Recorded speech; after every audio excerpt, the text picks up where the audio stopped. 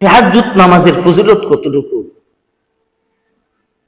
দাবুস সালিহিন ক্বাবলাকুম, তাহাজ্জুদ নামাজ এমন একটি নফল নামাজ, দাবুস সালিহিন ক্বাবলাকুম, তোমাদের পূর্ববর্তীদের অভ্যাস,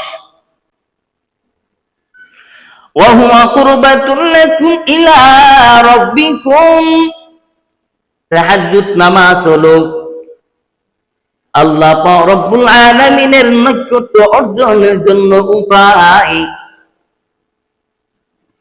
মুকাফফারাতুন লিসাইয়্যাত, এই তাহাজ্জুদ নামাজ হলো অতীতের যত গুনাহ আছে সমস্ত গুনাহের কাফারা, মানহাতুন আনিল ইসম, গুনাহের প্রতিবন্ধক।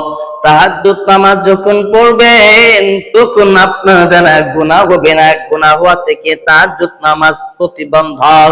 এই তাহাজ্জুদ নামাজ আপনাকে গুনাহ করা থেকে প্রতিবন্ধক, গুনাহ করার জন্য দিবে না। ওয়া মাতরাদাতুন লিদ্দাই আনিল জাসাদ, এই তাহাজ্জুদ নামাজ এমন একটি নামাজ যে নামাজটা অসুস্থতা থেকে বাধা প্রদানকারী, অসুস্থ হইতে দিবে না ইনশাআল্লাহ। তাহাজ্জুদ নামাজের সময় কোন সময়? তাহাজ্জুদের নামাজের সময় কয়টা থেকে শুরু হয় আর কয়টার সময় শেষ, ইনশাআল্লাহ এগুলো আসবে।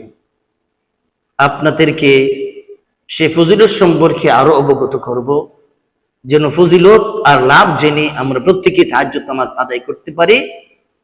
সুন্নতে মুআক্কাদা এবং ওয়াজিব এবং ফরজের যেন আমরা গুরুত্ব বুঝি।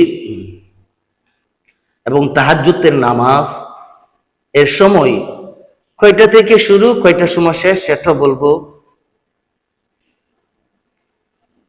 এবং আল্লাহ পাক রব্বুল আলামিন আমাদেরকে তাহাজ্জুদের নামাজ প্রতি রাত্রি আদায় করার তৌফিক দান করেন। সুন্নত, ওয়াজিব এবং ফরজ নামাজগুলোর যত্নের সাথে আদায় করার তৌফিক দান করেন। সকলে বলে আমিন।